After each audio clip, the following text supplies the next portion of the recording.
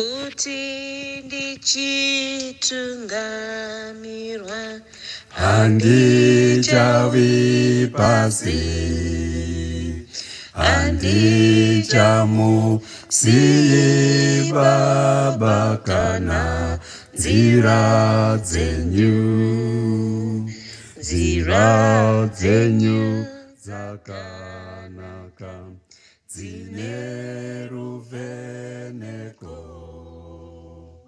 dzine zano rekufamba zvakanaka kwazvo.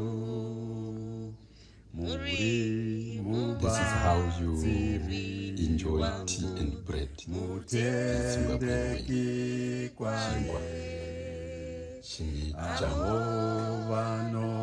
nemajari neti inemukaka uchidya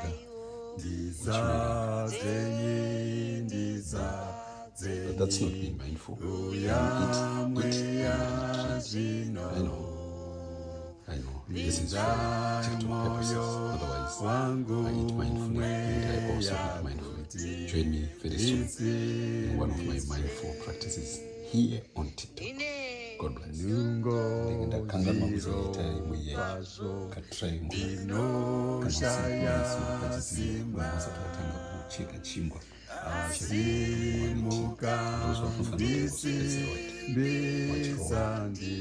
engo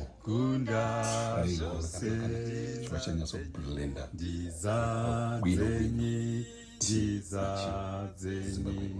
uyamweya zvino pindai moyo wangu mweya kuti ndisimbiswe.